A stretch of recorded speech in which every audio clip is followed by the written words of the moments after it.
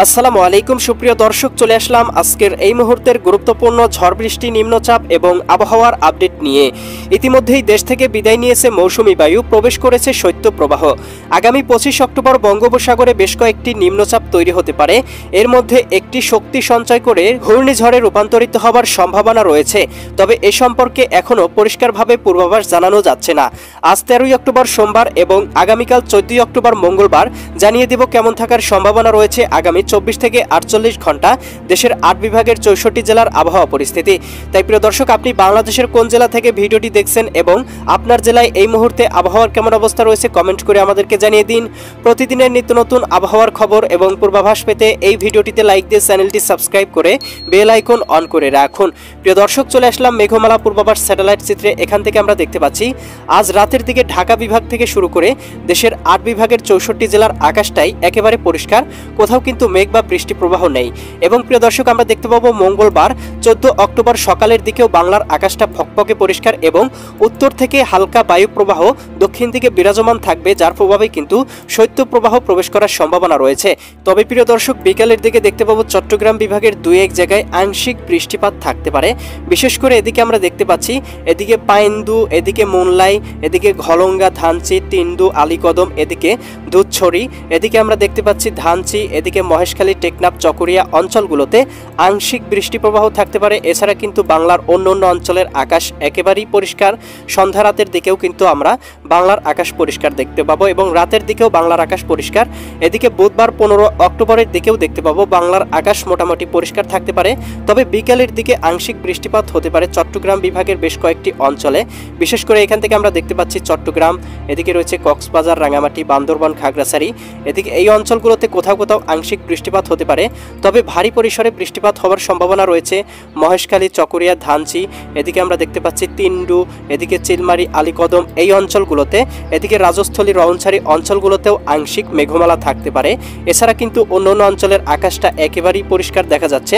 রাতের দিকেও কিন্তু বাংলার আকাশ পরিষ্কার থাকবে, কোথাও কিন্তু বৃষ্টি প্রবাহ নেই। তাপমাত্রা স্যাটেলাইট চিত্র থেকে দেখতে পাচ্ছি সর্বোচ্চ তাপমাত্রা থাকতে পারে দুপুরের দিকে ঢাকা, নারায়ণগঞ্জ, মুন্সিগঞ্জ, গাজীপুর, মানিকগঞ্জ, নরসিংদী, টাঙ্গাইল, ফরিদপুর, রাজবাড়ী, মাদারীপুর, শরীয়তপুর, গোপালগঞ্জ, কিশোরগঞ্জ জেলাগুলোতে সর্বোচ্চ 31 ডিগ্রি, এদিকে সিলেট, সুনামগঞ্জ, হবিগঞ্জ, মৌলভীবাজার অঞ্চলগুলোতে সর্বোচ্চ 33 ডিগ্রি সেলসিয়াস। এদিকে আমরা দেখতে পাবো রাজশাহী, সিরাজগঞ্জ, বগুড়া, পাবনা, নাটোর, নওগাঁ, চাঁপাইনবাবগঞ্জ, জয়পুরহাট জেলাগুলোতে সর্বোচ্চ 30 থেকে 32 ডিগ্রি সেলসিয়াস তাপমাত্রা থাকতে পারে দুপুরের দিকে। রংপুর, গাইবান্ধা, কুড়িগ্রাম, নীলফামারী, লালমনিরহাট, দিনাজপুর, ঠাকুরগাঁও, পঞ্চগড় জেলাগুলোতে 29 থেকে 30 ডিগ্রি সেলসিয়াস তাপমাত্রা থাকতে পারে।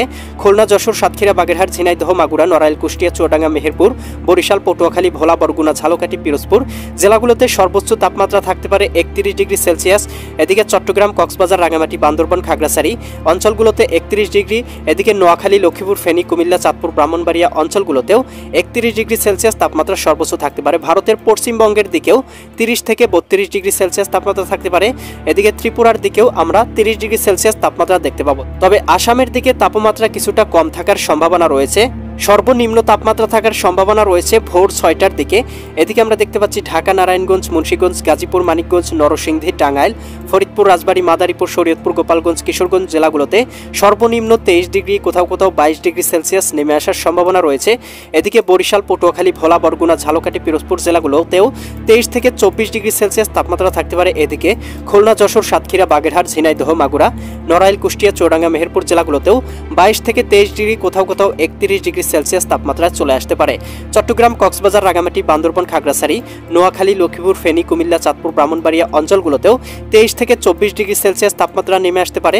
রাজশাহী, সিরাজগঞ্জ, বগুড়া, পাবনা, নাটোর, নওগাঁ, চাঁপাইনবাবগঞ্জ, জয়পুরহাট জেলাগুলোতে সর্বোচ্চ তাপমাত্রা 21 ডিগ্রি, কোথাও কোথাও 20 ডিগ্রিতে নেমে আসতে পারে।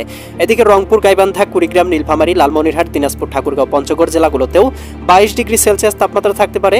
ময়মনসিংহ, জামালপুর, শেরপুর, নেত্রকোনা, সিলেট, সুনামগঞ্জ, হবিগঞ্জ, মৌলভীবাজার অঞ্চলগুলোতেও 24 থেকে 25 ডিগ্রি সেলসিয়াস তাপমাত্রা থাকতে পারে। ভারতের এদিকে আমরা দেখতে পাচ্ছি পশ্চিমবঙ্গেও 22 ডিগ্রি সেলসিয়াস তাপমাত্রা থাকতে পারে। তবে উত্তরবঙ্গে কিন্তু শৈত্যপ্রবাহ বিরাজমান থাকবে, অনেক তাপমাত্রা কম থাকবে। মিজোরামের দিকেও 15 থেকে 20 ডিগ্রি সেলসিয়াস তাপমাত্রা নেমে আসার সম্ভাবনা রয়েছে। প্রিয় দর্শক, এই মুহূর্তের উপগ্রহ স্যাটেলাইট পূর্বাভাস মডেল রাডার থেকে দেখতে পাচ্ছি বাংলার আকাশে কোথাও কিন্তু বৃষ্টি বা মেঘমালা নেই।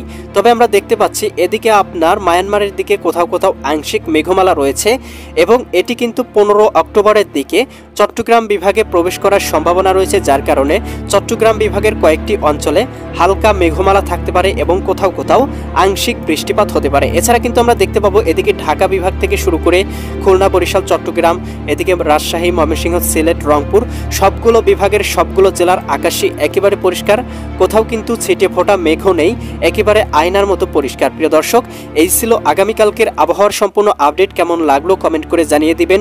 পরবর্তী আপডেট সবার আগে পেতে চ্যানেলটি সাবস্ক্রাইব করে বেল আইকন অন করে রাখুন। আল্লাহ হাফেজ।